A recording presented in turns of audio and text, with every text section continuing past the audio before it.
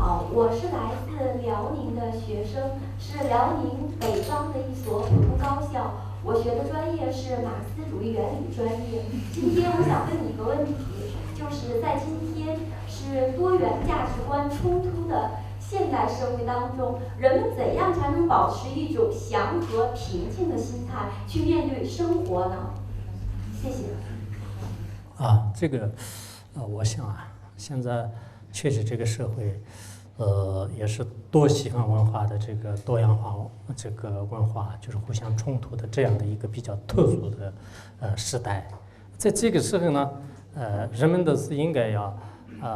就是获得一个最相合的、最平等的、最这个和谐的一种文化价值观的话呢，我都始终是认为是这个佛教是最好的，因为佛教里面的内容呢，就是完全是有一种这个放弃自我的。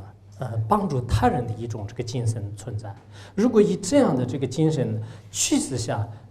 让我们这个共同相处的话呢，那么就是必定会是一种这个和谐的，也是一种这个快乐的。所以现在很多理论学家呢，就是认为是，如果我们世界上是最大的这个和平或者最好的和谐呢，应该是从这个佛教的自他交换的达成的自他交换的这个精神入手的话呢，才能就是真正就是获得了就极其快乐，就是尤其祥和的一种这个生活。大师你好，我是这个南京大学商学院的2010级的博士，学的是会计系。我想我的名字叫朱艳春，我想问大师2个问题。一个问题是在汶川地震的时候，王菲这个歌手曾唱诵过一首歌叫《心经》。我想跟大师问一下，《心经》这首歌它的要义是什么？唱出来的话，它对众生有什么样的利益？这是第一个问题。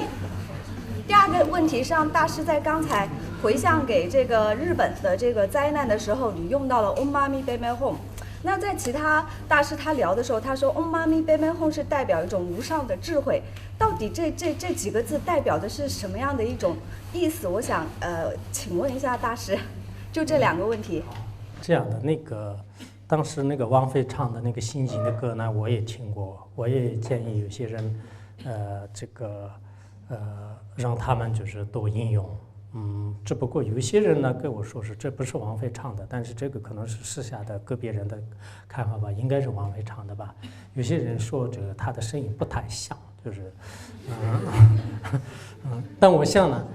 就是这个心经呢，你所问的问题可能是主要是这个心经，因为心经呢就讲到了这个眼耳鼻舌色声香味一切都是讲那个空性。讲空性的时候，我们的这个社会呢，就是现在有非常多的一些痛苦和挣扎，还有呢就是各种各样的这些这个玩法的，就是不同的一些现象。当你这些现象呢，就是观察最本源、最究竟的时候呢，就其实是全是变成这个空性的。所以心经的主要精神呢，就是玩法就是不执着就是玩法不执着。最后呢，就是说出了一种最高无上的、不可思议的一种境界。就是所以说，这是我们这个释迦牟尼佛的第2转法轮。里面呢就是讲般若空性，般若空性当中也是最根本的一部经呢，就是叫这个心经，就像我们人的心脏一样的这个智慧的这种心经，就是所以这个唱出来了以后包括我们在座的有些学生或者说是一些老师平时唱这个心经的歌或者念这个心经的话呢，一般心里面的各种分别念呢，就是会减少的。我有一个熟悉的老师就是他经常说，我心里特别烦的时候，我自己念一遍心经，然后心里就安静下来了，再坐一会儿就可以把原来的这种痛苦全部消失了，就这样说的。这是一个问题。第2个问题，刚才我说的 Om Mani Padme Hum时呢，其实这个 Om Mani Padme Hum时的这个功德特别大就是这个功德特别大。那么这个功德在其他的有关这个论点当中都有这个描述的，主要是让这些这个亡人就死亡了的这些人呢，就是如果我们给他绘像一个乌玛尼巴面红色的话呢，那么他就是原来是遭受痛苦呢，就是马上通过这种声音的无上的这种力量呢，就是获得这个快乐的。获得这个快乐的，还有对这个活着，就是尤其是现在种种灾难就是频频发生的时候，我们念这个祈祷观世音菩萨，就是祈祷释迦牟尼佛，念这样的这个咒语的话呢，马上以这种力量呢，就是的确也是消除这个灾难的。就是所以这方面呢，就是有许许多多的一些教理，就是说明，总而言之，就是它不仅是一个无上智慧，还是一种非常这个具有强大的这种无形的力量。好，大师您好，我是学中文的博士生。我呢想问你一个这样的问题，我呢就是不信仰佛教，也不信仰基督，就属于那种没有信仰的人。欢迎。当时呢，我想呢，我们大多数人啊，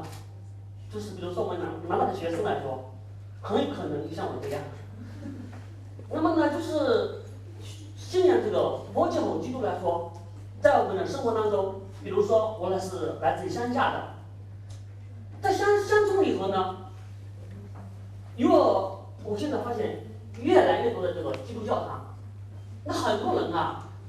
特别是那个妇女啊，这个乡下妇女啊，就是呢，每到周末的时候呢，她非常虔诚的，很早。比如说礼拜天，他就要赶去呢，就是做礼拜。那么我想大圣人呢，在弘扬的佛法的过程当中，会不会遇到这样的困惑？也就是说，我们在广大的这些没有信仰的这些僧人们啊，怎样来让他们相信佛，相信我们的这个主，这个就是我们的佛祖呢？好。是这样的，刚才这位无信仰的那个博士生啊，问的问题很好。我们一般，我不管到哪里，就是我希望那个研讨的这个对境呢，不仅仅是我们的这个佛教徒，因为我们很多人的这个思想和文化历史背景都不相同的，不一定非要是这个千篇一律。那么你刚才这样的这个问题呢？也是很好就是实际上确实也是，不信仰的人呢就是非常多，尤其是像那个中国啊、苏联呐，还有很多的这个国家来讲，不信仰的人是非常多的。像那个像美国就美国总统当时到这个清华大学来演讲的时候，他说我们这个美国的话呢，就是95%的人以上呢，就是都是这个信仰基督的。所以这是跟这个一个国家的主要的主流文化有关系，主流文化有关系。像中国的话呢，就是像那个秦朝以上，我们看那个唐代、宋代、元朝的这些历史的时候呢，应该当时有相当多的人呢，就是有这个信仰的。当然，这个是我们从佛教当中讲众生的共业，然后从那个时间的角度来讲是历史的演变不同而已。实际上你说的对，现在那个基督教呢，不仅是在这个农村或者说是在城市当中，甚至各等高等大学里面的话呢，就是他们有很多的专职的工作人员，然后呢，通过各种方法来，尤其甚至也有一些强迫性的，就刚才我有个人给我打电话，他说，这个就非要通过各种方式来强迫性的进入他们的教，我怎么办？就是这样说的。其实我们佛教呢，并不是强迫的，就是让一个人呢，就是必须进入我们的宗教，我们都是这个随缘。我们呢希望呢，就是很多人的就是应该懂得了这个人，刚才我讲的一样，就是前世后世的存在人呢，就是除了这个我们这个物质的这种执着以外，还有精神上的一些这个快乐就是快乐。所以呢，我们对这个世间的人们，就是尤其是无有信仰的人当中呢，有时候呢，就是机缘成熟的时候，给他们就是传导一些这个教理就传导一些教理。所以，我想我们作为这个佛教的一些这个知识分子的话呢，如果你真的是像那个像这个基督教一样，就是把我们这个佛陀的这种思想弘扬在这个实践当中的话呢，可能需要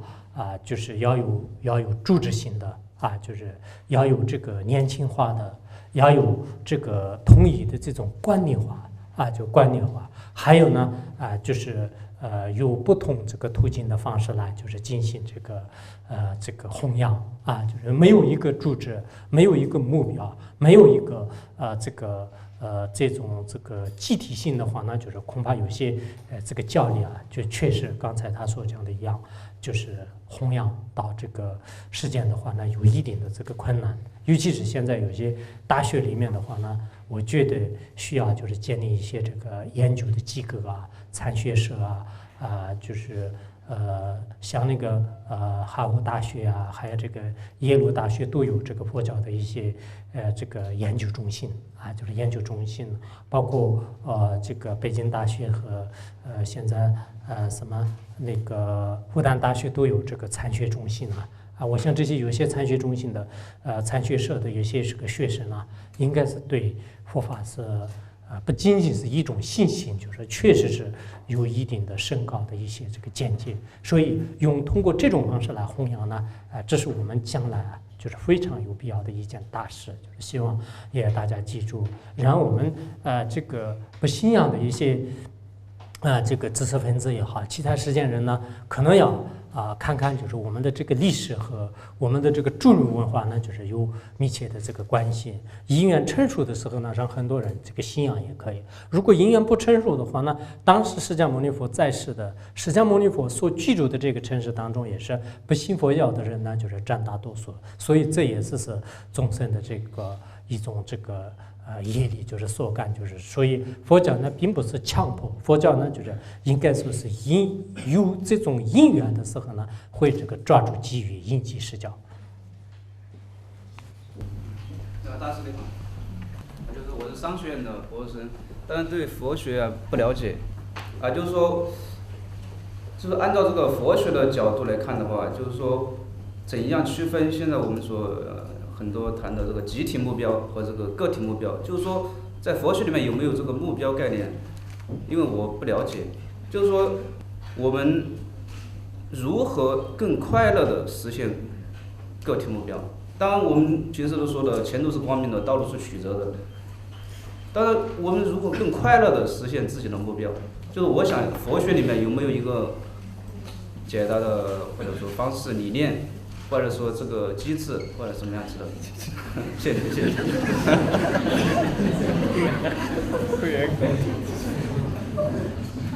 其实那个佛教里面呢，应该说是这个目标就讲起这个目标的话呢，应该说就佛陀在阿含经还有那个毗拉耶经里面都就是讲到这种目标的话呢，它有暂时的这个目标还有最长远的目标。有些长远的目标呢，恐怕是我们这个想都不敢想的，乃至这个无数年以后要获得的这种这个果位就是不是一生一世，就是乃是无数世以后的，这是从个人的目标来看呢，就是非常的这个长远。而集体的目标呢，比如说佛经里面就是经常就是提到了这个所有的这个僧众就是出家人呢，就是集聚一起，然后呢就是行持善法。所有的这个优婆夷和优婆塞呢，也是集聚一条，就是行持就是如此的这种这个善法等等。就是所以佛教里面关于对这个组织和个体的这个这种这个机构就是这样的这个机构机制的话呢，就是应该说早有就是提到的。但是你说的一种佛教的这个理念来让个人过得最快乐的达到自己的目标的话呢，其实是我觉得如果是你懂到了这个佛教当中的就是随愿就是有一种佛教里面就是经常就是禅宗也经常用这个随愿随愿我们实践当中也这样说，你只要是努力了，你想啊，但是实在是如果在努力的过程当中呢，就是道路是太曲折了，太这个弯曲了，一直是跨不过去的话呢，那么你不要就是非常的痛苦，就是随缘，这种这个行为呢，应该是最快乐的。但是我们佛教呢，还是要讲这个生活、工作，任何事情的话呢，就是首先要定这个目标，就是这个是很重要的。我们每一个年轻人的话呢，应该是对自己的这个人生目标就是有明确的这个规划，就这是很重要。如果漫无目标的话呢，就是不可能你的生活有这个具体的安排。如果没有安排的话呢，就是不可能就是显示你最终的这个目标。所以我在想呢，就是要通过一种非常这个简单的或者是容易的，就是到自己的任何的这个生活目标的话呢，当你在工作也好，生活过程当中呢，遇到一些各种危险痛苦的时候呢，你不要特别的去执着它。如果你越执着呢，就是不单是这个事情是不成功，就是反而呢，就是这个越来越就是这个对他的这个成功率越来越低。就是所以说，我觉得有一种佛教呢，就是看得淡呢，就是事情的这个成就呢，就是越来越有这个明显的这个一种这个结果，就是有这种说法所以可能只有这样呢，就是才能就是达到自己的这个目标吧。请教仁波切，就是这边有一个问题，就我们所知呢，佛教是很讲因果报应的，也就是说，如果我们起一个善念，就会有善报；如果起一个恶念呢，就会有恶报。那么想请问一下，这边这个善有善报，恶有恶报，它到底是一种信仰，它还是一个真理？如果是一个真理的话，能不能用逻辑和实验的方式证明它？实际上，善有善报呢，就是佛经当中也这样讲的。然后中国的以前的那个陈毅元帅，他也是就是说过这句话。实际上，你如果想实验的话，那应该也可以。比如说你做善人，那么做善人的话呢，就是应该这个今生当中你的这个行为呢，就是只有帮助，不会有这个危害。然后对来世的话呢，虽然你现在看不到，但是当你这个甘受过报的时候呢，也可以这个现前。可能只有通过这种方式来就是验证。但真正的它的这个这种这个来源或者说是它的依据的话呢，就是依靠这个佛经。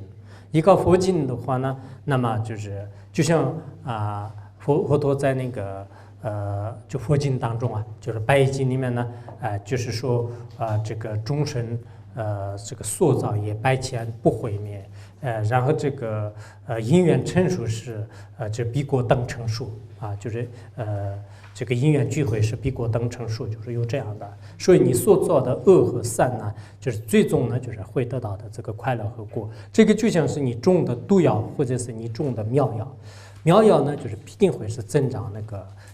这个药的这个果，而你如果种了一个这个毒药的种子的话呢，就是它产生的也是毒品。所以以这个关系来就是应该了解。大师您好，我先自我介绍一下，我是南大10级博士中文系的，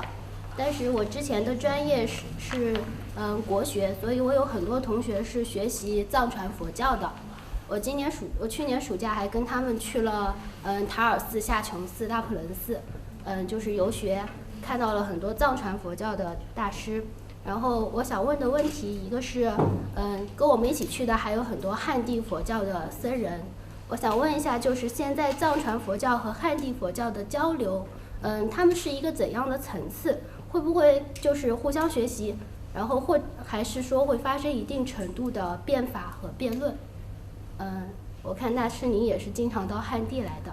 所以就比较想了解一下这个情况。还有一个就是我在拉普伦寺看到有很多就是他们的佛学生是从很小就开始学藏传佛教的。我想了解一下您在修行的时候，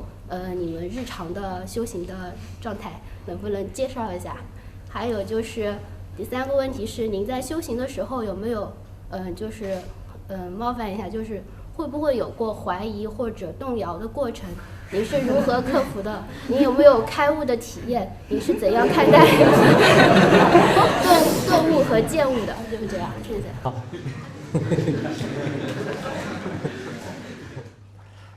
这位博士生呢，问了很多的细节的问题啊。然后第一个问题呢，他说我也经常到汉地来，是吧？你看过吗？是我们现在那个藏传佛教和汉传佛教，可以说是彼此学习，应该彼此这个了解，其实我想我们这个汉传佛教当中呢，就是也有很多藏传佛教，就是我常说的，就是一些学习的地方。比如说汉传佛教历来，从梁武帝开始呢，就是不仅是出家人吃素，还有这个在家人也在这个吃素。吃素呢，就是是对这个众生的生命自己是有利的。所以我们这个藏传佛教的很多佛教徒呢，就希望就是学习就是极简。就这样的这个理念，还有呢，就是在这个汉传佛教的一些禅师、禅宗的一些公案当中呢，有这个禅宗的一些好的这个教言。汉传佛教的这个净土宗呢，就是有很多就是专心致志的念佛的，就是这个精神。还有汉传佛教呢，就是也有很多这个历史悠久的一些。这个文物啊、历史啊等等等，就是这些。所以我觉得是藏传佛教就是学习呢，就是也是很好。我也经常跟这个禅师啊，就经常跟一些汉地的高僧大德呢，就是接触，就是要学习他们的一些弘扬佛法的精神等等。那么我觉得汉传佛教他们呢也经常就是到这个藏地，就是学习就是藏传佛教的一些秘法。仪轨啊，修行啊，尤其是藏地就是历来的是有一种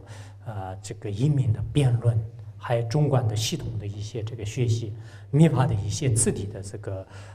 传承的窍诀的修法等等，这些呢如今有许多的汉传佛教的出家人、在家人，他们都这个派出千辛万苦，就是到这个。藏地的各个这个具有传统的一些修行体验的这个寺院当中去进行这个禅修、进行求学，这也是自古以来就是很多汉地的大师呢，就是有特别可歌可泣的一些这个惊人故事，就是所以我觉得这样的互相交流是应该非常好的，而并没有发现呢就是互相排斥啊、互相辩驳啊、互相这个。侮辱啊，就是这种现象，可能极个别的有一些思想冲突，但是从大的趋势上应该没有发现。然后第二个你说的，我的个人的这个修行的话呢，实际上我本人就是对这个修行很有信心，就我以前呢，就是刚开始出家的大概10来年当中呢，我可以算是。自己就是有时候回顾自己的这个刚开始的那几年，就是就我还是很认真的，就是不管是背诵也好，还有这个辩论也好，还有在自己这个讲课也好，就是我的这个心当中呢，除了这个学习研究佛法以外呢，就什么都没有，就是大概是10几年当中呢，就是基本上我这个。也不捣蛋，就是那样来这个修行就是那样来修行。但后来呢，就是的确也是，就是这个修行就比较放松了，就是因为一方面是这个外面的这个包括一些这个汉地的很多的这个修行人呢，就是到那里就是需要就给他们就是一些翻译，如果没有翻译的话呢。当时来的这个出家人和这个佛教徒比较多，所以要是翻译的话呢，我自己这个精进的这种禅修呢，就是还是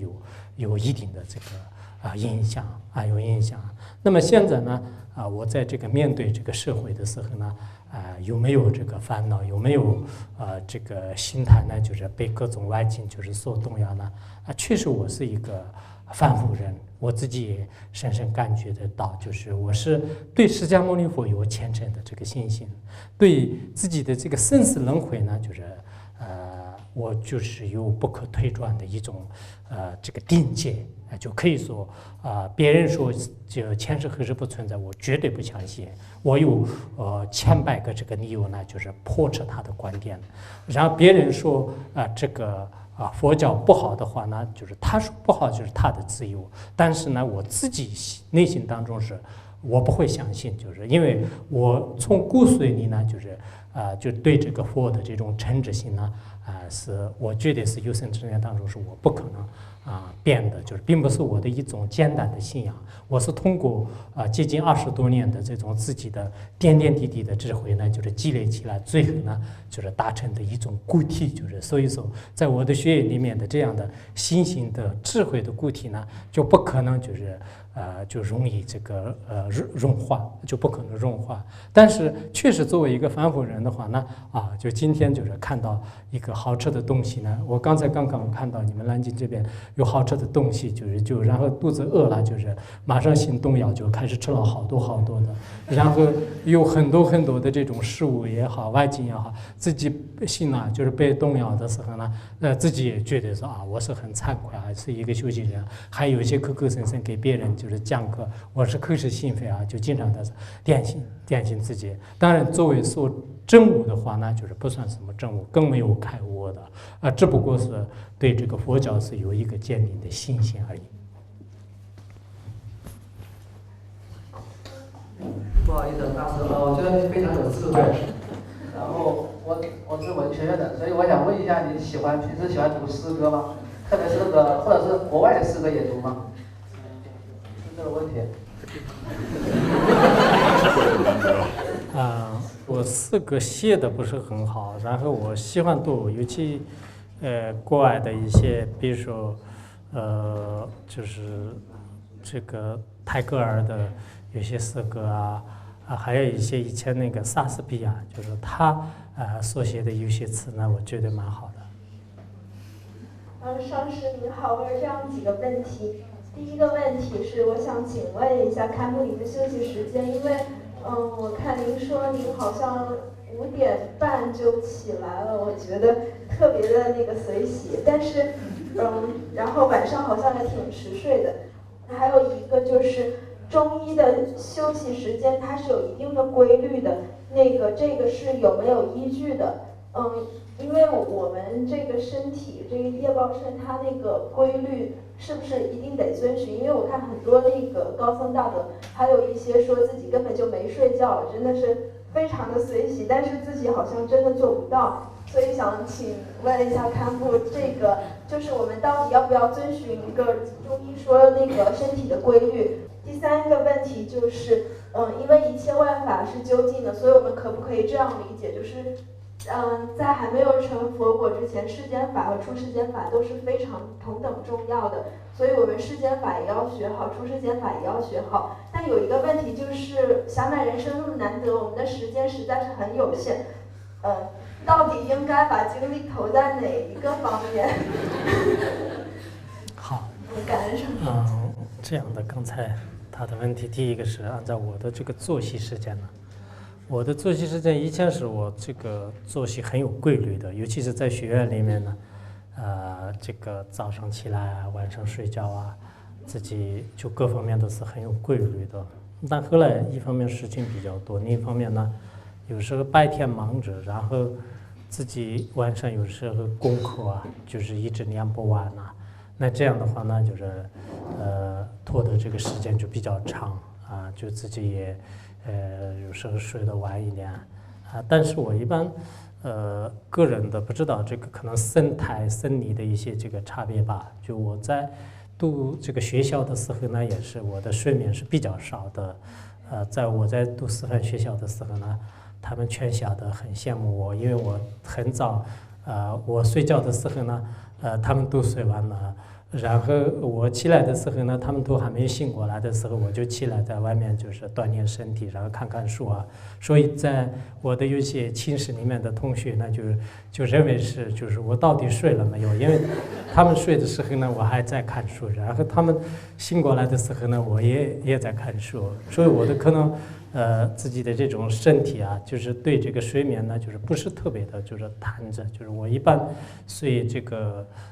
就是以前是我睡4个小时，但现在呢，就是因为随着年龄，就是尽量的自己睡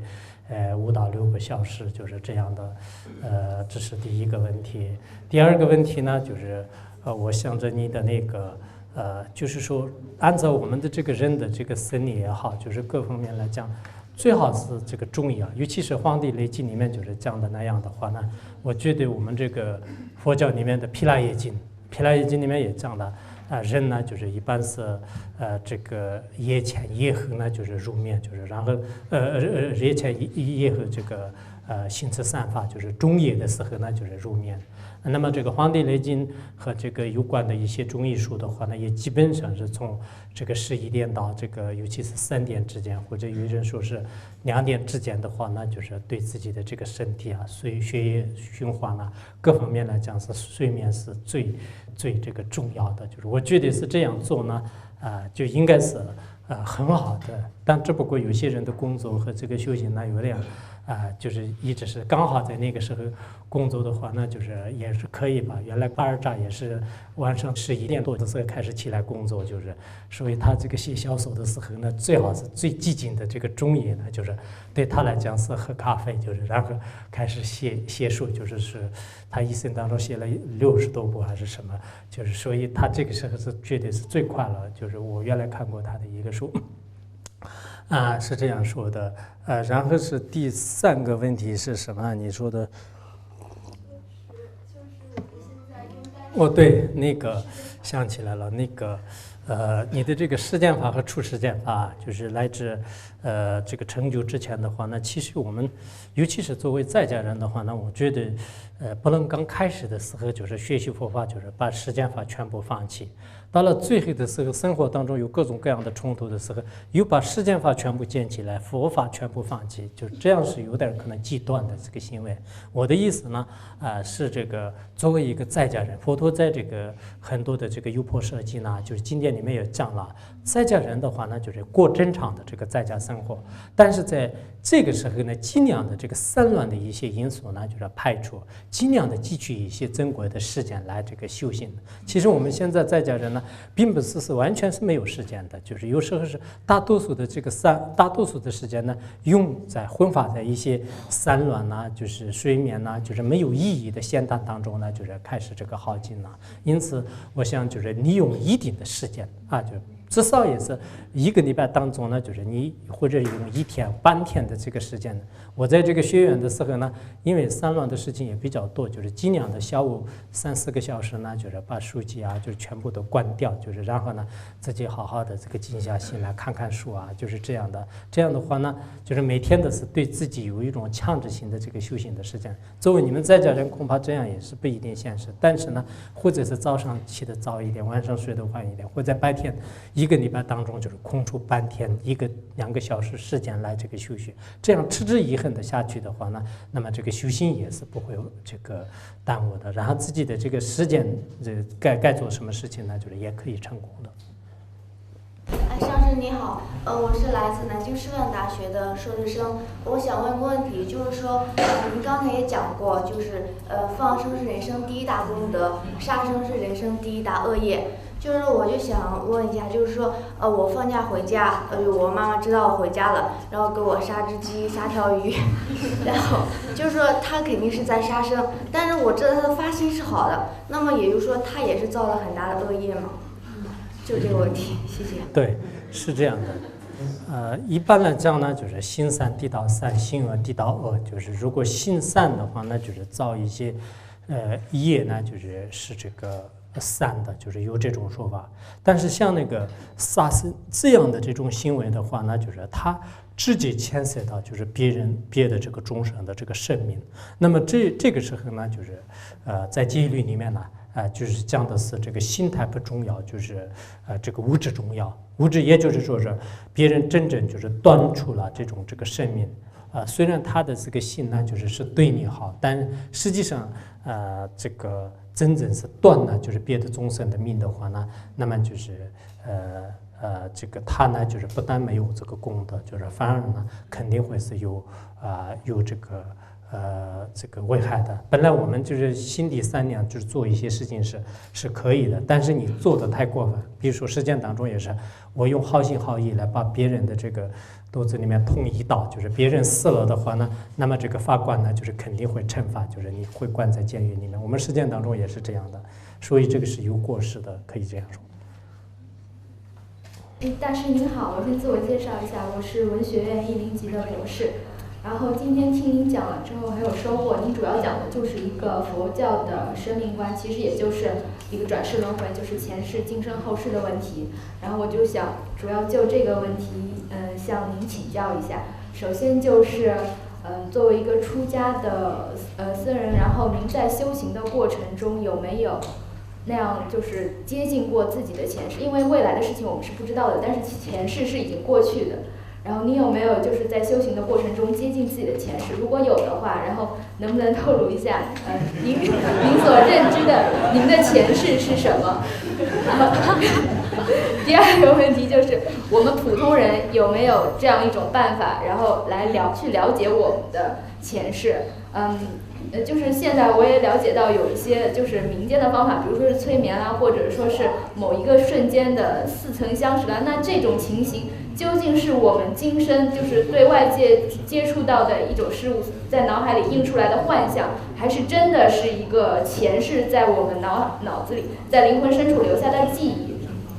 然后第三个问题既然是有转世轮回，那我们的灵魂最深处的那种本我，它是不是一个延绵不绝的，有继承的？我跟我前世的那个最本质的秉性啊，或者是这种性格，会不会有一个连贯的继承？大概就是这样。谢谢大师。第一个是我作为一个出家人啊，我自己知不知道前世呢？我的确也是不知道自己的这个前世。但是有一件事情呢，我就经常觉得是有点信仰。藏传佛教当中是大概有1000多年前的一个修行人呐，一个修行人，但这个名字呢，我暂时不说。每一次在历史当中呢，提起这个人的这个名字啊，提起这个人的名字呢，还有当时这个人呢，在哪里怎么样死的，历史上是有记载的。当提起这个时候呢，我今天之前给任何人都没有说，我就一直眼泪呢流过好多次，所以我就自己觉得是这个有点这个奇妙，是不是我自己呢在那个时候呢，好像在那个修行人的这个身边是一只虫啊，或者是什么？因为在历史上说呢，这个修行人呢。在什么山洞里面，当时是怎么死的，有一些记载，当这个人的这种名字提起来的时候呢，我有一种自己也觉得是一种莫名其妙的，一直经常有些流泪。但这个这个是哪一个修行人呢？我也不会说，然后我自己也觉得是可能一种比较怎么说，可能在那个时候是不是我当一只小虫，我经常这样认为的。除此之外呢，我自己刚才讲的一样，通过一些多年以来的这个学习和经历的话呢，我深信我前世是肯定是存在的，而且我认为是我可能这个前世是应该是修习这个佛法的。为什么呢？我从小的时候呢，对这个佛经啊、佛像啊。这出家人呢，非常非常的这个欢喜。然后我一般造恶业啊、杀虫啊，包括别人我们在当地这个牧区啊，就非常偏僻，条件也是很艰苦。在那个时候，包括我们这个家人和邻居，杀这个一些小羊啊、烧小牛啊，这个时候我就尽量去制止，我不喜欢这个杀生，我从小都是有这样的一种基因也好，从这样的一种这种这意乐啊，就是有这样的一种意乐。我自己估计的话呢，可能是前世是不是一个出家人或者是信持佛法的，就是这方面的习气比较重一点，就是这是我的推理啊，这是我的推理。让一般普通人呢，对自己的这个前世后世呢，就是现在是西方有很多的这个催眠术就催眠术。其实这个催眠术呢，就是也有里面有一些可能假的成分，但是在这个西方来讲呢，就是特别多。中国也是最早的时候的是出了很多的术，但是这个有些术呢，就是可能在实行的过程当中，可能也有一些这个不太这个合理的一些之处。总而言之，只是我们在这个佛教当中呢，就是也有一些参修的，就是包括我们佛教里面有一个叫乔面仁波切，就是他的这个修行的一些记录当中的话呢，就是通过这种方法来让人呢就是进入一种睡眠的状态，然后这种这个潜意识的这个状态当中呢，就自己进入自己的这个前世，让这个回忆自己的前世，就是这种现象是比较多的，但是不一定每个人都是让这个真正就是体会得到这个这种这个就是这种怎么说就是这个生死的这个问题。然后第三个问题是什么？就是在转世轮回的过程中，我们的灵魂是不是就是不断继承？对，在这个转世轮回的过程当中呢，就是的确也是我们的这个灵魂呐，是不断的这个继承，就是这是而且在这个佛经里面，就是这方面有丰富的这个理论和丰富的这个典籍的一些这个依据就是典籍的依据。为什么我们现在有些人呢，就是这个心智善法开发智慧方面呢，就是非常非常的这个容易，而有些人呢，尤其是我们前世如果是做马做牛的这样的人呢，就是今生来到这个世界的时候呢，就是他的这个辨别思维就是特别的这个愚钝，就是所以说这是我们这个现在这个科技里面讲的是一种这个基因就是但实际上这是在佛教里面讲阿赖耶上面就是种下的这个习气，就是这种善的习气和恶的习气不同，就是这样的话，佛经里面讲就是一世二世的，就是不断的就是升华，就是最终的话呢，获得了这个菩萨的果位，就是然后这个佛的果位，就是每一个众生呢，就是不断的就是也有这样的这个提升的机缘。但是很荣幸能听到你的指导，我也有几个问题问一下。第一个问题就是，你是？我是南大天文系的。一个就是因为经过比较长时间的这种科学训练，在我们学一个东西的时候，都会通过比较逻辑性的思维来学习。当然我知道这个佛学里面也是很注重逻辑性的，但是它好像更强调一种这个非逻辑的。就是它最高层次的证悟是通过这种非逻辑的，我就想问一下，这种非逻辑的方法是怎么样的？它是否能像这种，就包括在我们平时的科学研究中是否能应用到？还有一个问题就是关于这个世界最根本的规律的必然性和偶然性的问题。比如说，就是在日本，大地震，如果我是那里的一个人。有可能我某一天一念起，我就去海边想游玩，结果我就被卷到海水里了。这个，因为我这只是一个念想，我就过去了。也有可能我没有产生这个想法，我就留在家里，就没有被卷到海水里。这件事情发生的是偶然。如果说这件事情发生是偶然的话，这件事情发生它具有一定的必然性的话，感觉它有一点牵强，也就是说，这个世界从最根本的规律上讲，它到底有没有偶然性呢？谢谢。其实我们这个佛教确实讲这个逻辑，讲逻辑的时候，讲的这个逻辑是应该极其的这种严密，尤其是在这个佛教的这个隐秘就是讲这个三项推理。三项推理呢，就是现在西方哲学是通过这个大前提和小前提来，就是推出这个结论就是这样的一种这个推法。那么在这个当中呢，就是应该说是对这个比较隐藏的我们的这个未知数呢，就是完全的是可以用这个逻辑来这个推迟。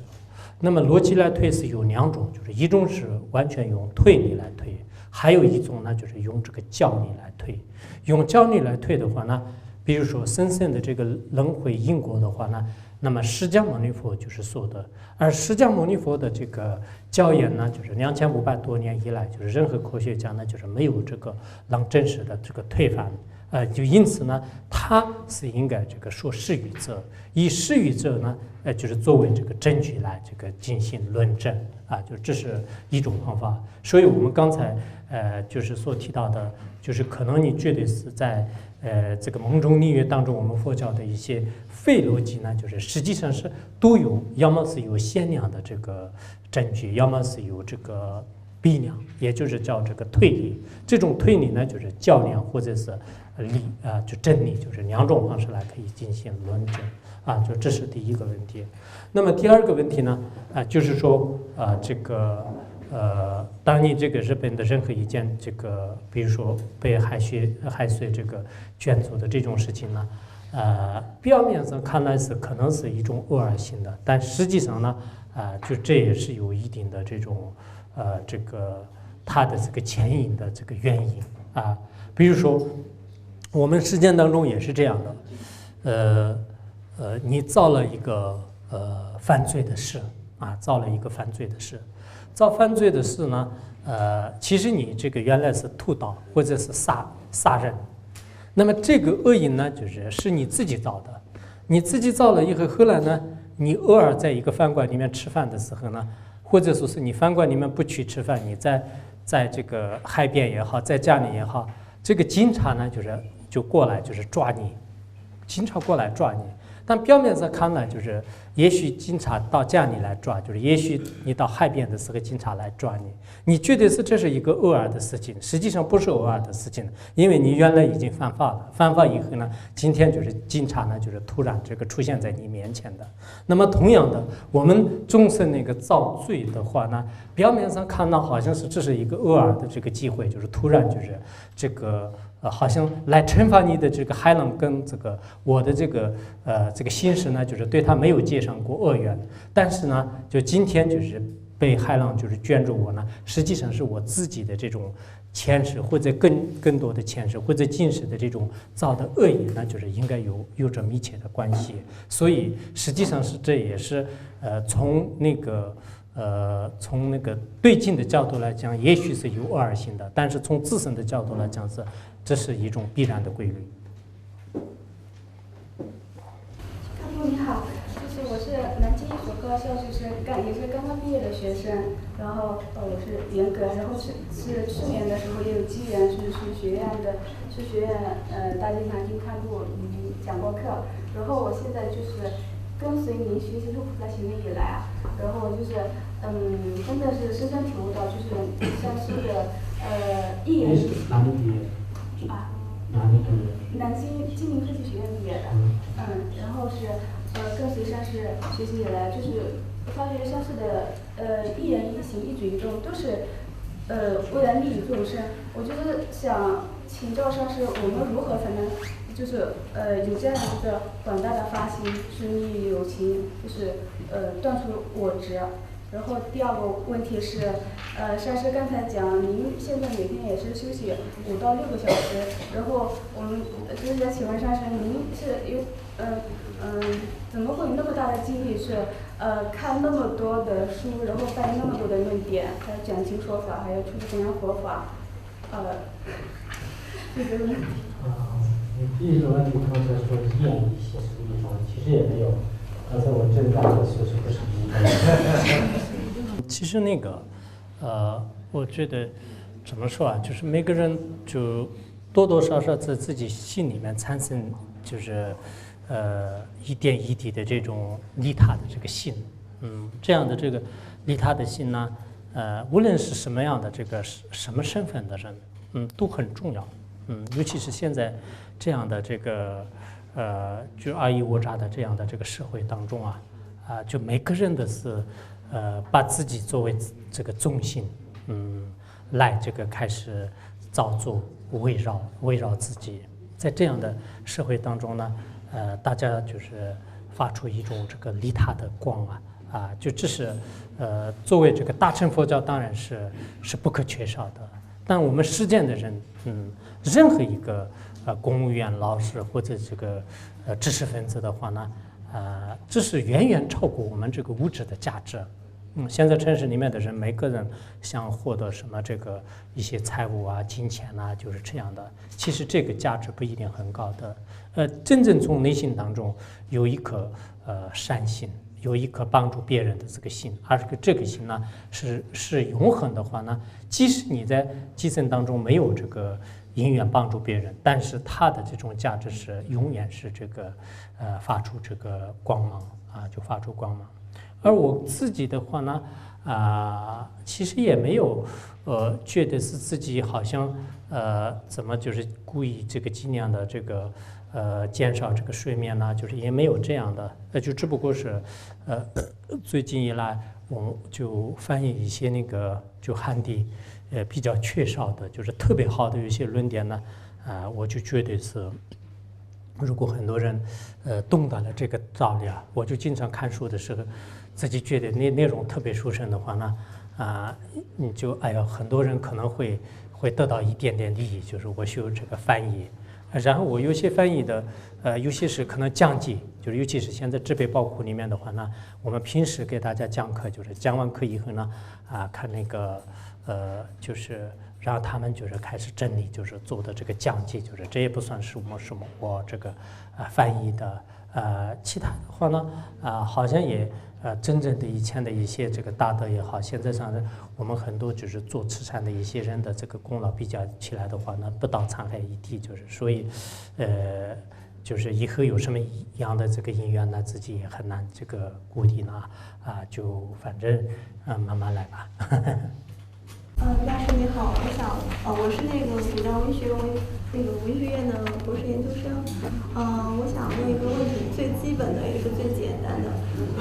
什么是对，什么是错？然后我想再承接刚才那个同学的一个问题，您说您会在业余时间读海德格尔、读莎士比亚，那您会读仓央嘉措的诗吗？您对他的诗是怎么看的？谢谢。我觉得第一个问题，你那个这个什么是对，什么是错这个问题呢，是可能用两方面来回答。一个是从一个人的这个个人的这个心态来观察，心态来观察的话呢，那么一个人就是符合他的心态的这个这种这个原理呢，就是叫对；不符合他的心态的一个原理呢，就是叫这个错。就是这是从个人的角度分析的。如果从物质的本体角度分析的话呢，那么符合真理的、不可推翻的、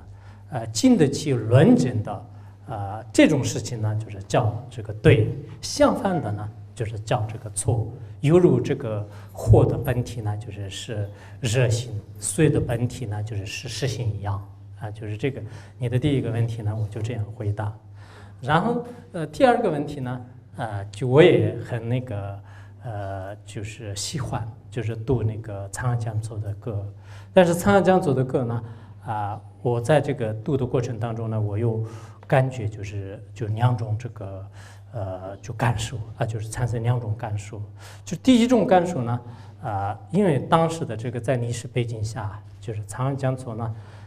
是非常这个伟大的一个诗人，他用特别浅显易懂的一种这个诗词，人们呢就是特别欢喜，就是特别就去执着的一种感情呢，就是作为一种这个手段，然后呢逐渐就是例如呢就是看破。或者说是放下自在洒脱的一种境界，就是让人们引入这样的。还有一种呢，就是我觉得是仓央嘉措他当时的整个这个秘传和就是当时他的这个传记和包括一个这个人生的这种这个描写来看的时候呢，他在那样的这个生活当中呢，面对现实，面对这个社会，而呢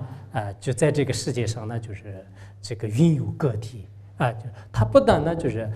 当他的这个挫折呢，就是没有受到这个痛苦，或者说完全就是现在人们所说的那样就是放弃，而他还就是以这样的这种个性就是来就是描写自己的这个心里最微妙的这个境界。所以我有时候呢也很这个觉得就是他的这种特别这个高尚的这个情节呢，就是非常这个值得赞叹，就是尤其是你从他的这个就是这种长江做的情歌的，它有这个外层的意思，内层的意思，还有秘密的意思。我们现在世间人呢，大多数都是只是就是懂的是他的这个外层的这个意思，就是觉得呢就是有些事实呢，就是也适合大家的这个心意，就是这也是可以这样去理解。陈同学你好，我是河海大学通信系的一位老师，我今天特意来到这里来听您开示。我有一个问题也是困惑我很久的一个问题，就是说我们现在这个经济我们国家经济经过多年的发展，那么确实也是人民这个生活水平确实越来越提高，但是呢，就是说包括我直接感觉到，就是说好像虽然说我们这个生活水平在不断的提高，但是我们内心却是越来越痛苦。那这个是什么一种原因呢？能不能请那个给我们做一个开始一下？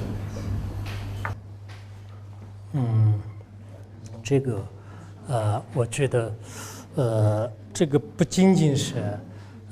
这个对我们的这个部分的国家或者是地区而言，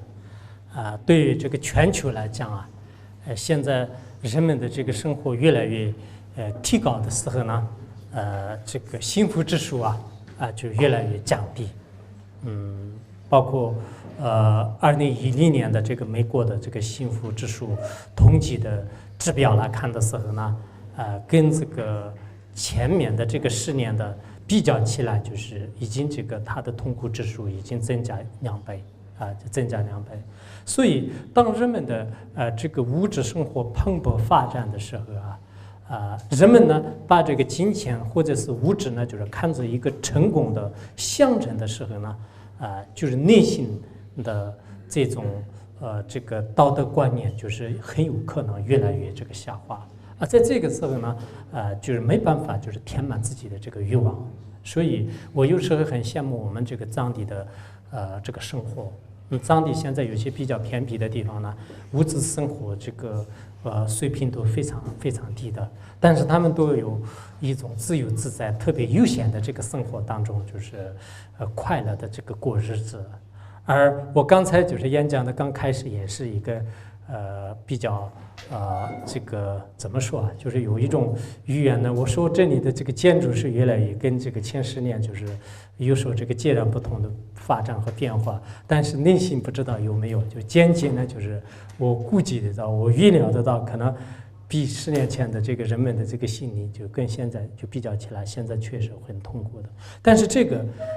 唯一的现在缺少的就是道德教育和信仰教育。如果有了道德教育和信仰教育的话呢，在物质这个发展的同时呢，人们都有一种满足感，都有一种自足感。到了一定的时候，自己不会拼命的去这个追求就去追求。到一定的时候，自己也会随缘而转了。所以在这个时候呢，我觉得是儒教的这个做人的这种这个道德和我们这个佛教的这个提升就是自己的这种智慧的信仰呢，就是不可缺少的。我是南京大学这个社会学院的博士生。那么我想问一个关于佛法的一个问题，就是佛法中它有一个空性的概念。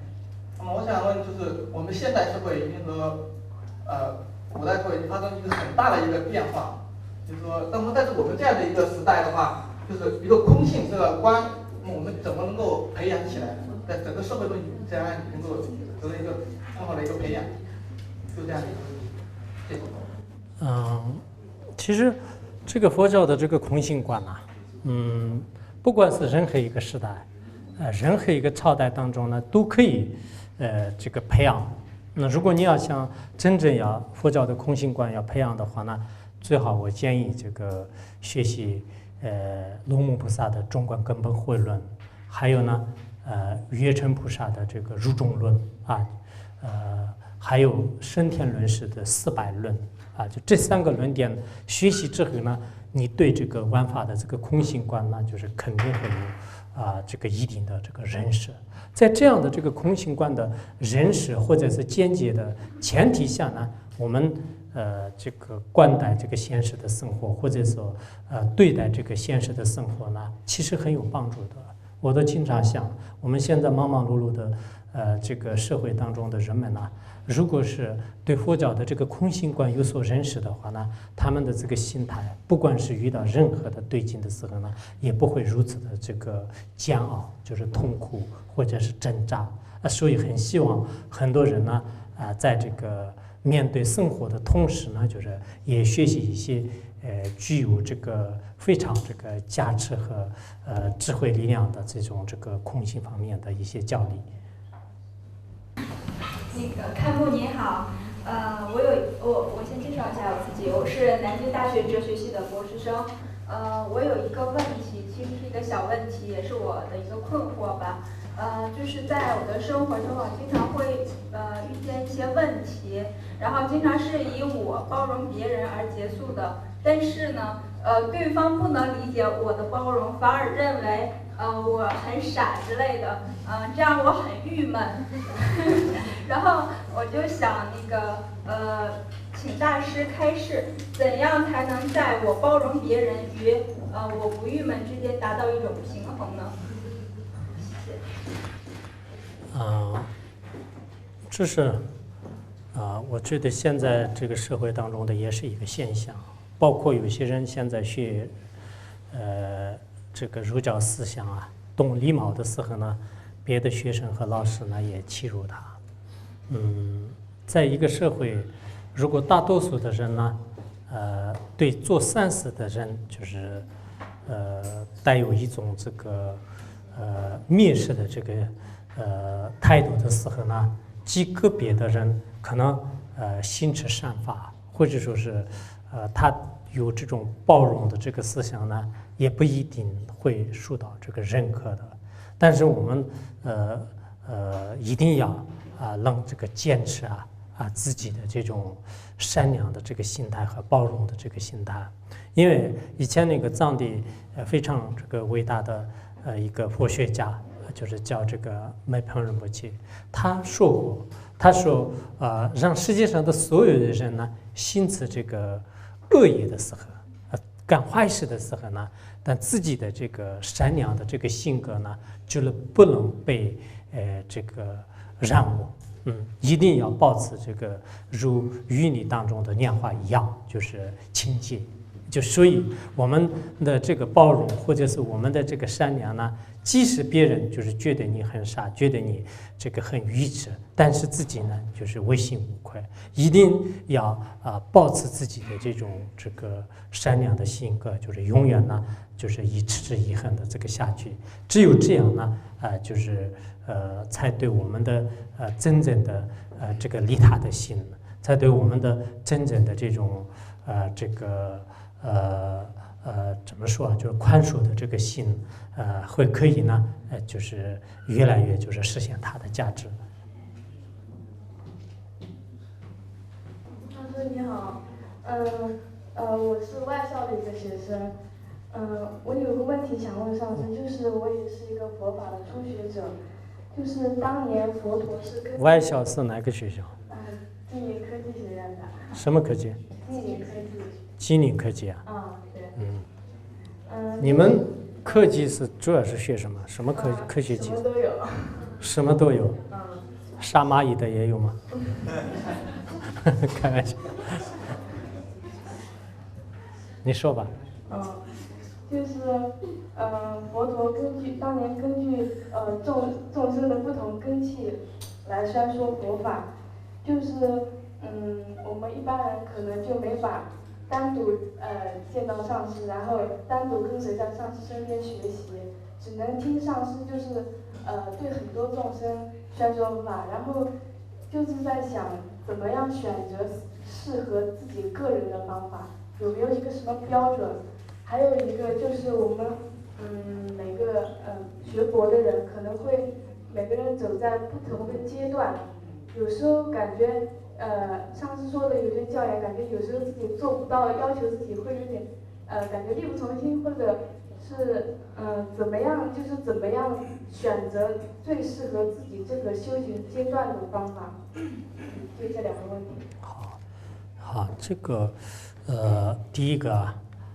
就是说我们要选择一个佛陀对每个众生不同的这个法要当中要选择一个法呢，实际上是最主要的是自己对哪一个法门有极大的这个信心兴趣，这个很重要的。因为比如说你对《金刚经》、你对《妙法莲华经》，或者你对禅宗有极大的这个信心的话呢，说明这个法呢就是对自己有一定的这种殊胜的缘分，所以我们一定要选择就是这样的这个法门来这个学习。然后第二个，我们就是学习的过程当中要就是到一定的时候就是到一定的时候，可能会自己有一种力不从心或者是有实在是无法前进的这样的这个心态。但那个时候呢，就从一方面，学法是非常艰难的，自己是应该早有一些思想准备，而且在这个同时呢，经常这个祈祷上师三宝。其实我们很多人的修行要圆满的话呢，就是需要有一定的福报。没有福报的人呢，可能弘法利生自己的修行圆满很困难，就中间很有可能半途而废，甚至呢，就会这个完全放弃，有这样的这个情况。要这个祈祷这个诸无菩萨，还有呢，自己要一个坚定的这个誓言，无论是遇到什么样的这个违缘和挫折，我一定要坚持下去。如果有这样的一种心理的话呢，那么违缘莫种呢，就是不能会这个摧坏你，他呢就是不会这个对你成绩就不会的，而且自己的这个善缘呢，就是自己就发的这种缘呢，也会这个如愿以偿。所以我觉得行持善法的过程当中呢，每一个人自己发比较大的这个誓愿，而且就是要有一种这个坚持不移的一种这个心态来这个摄责，就是这是极为重要。好。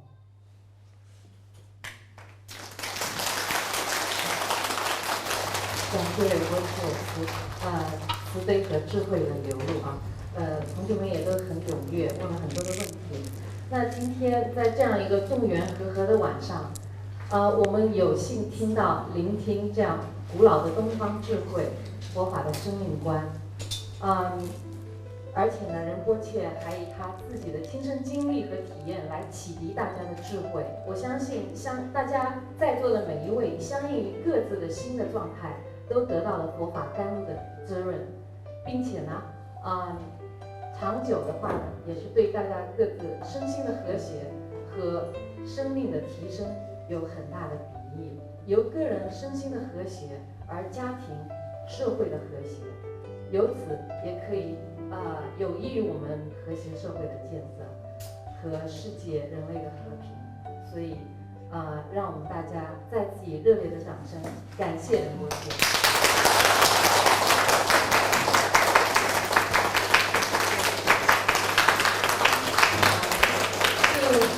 期待在不久的将来，仁波切再次的到来。同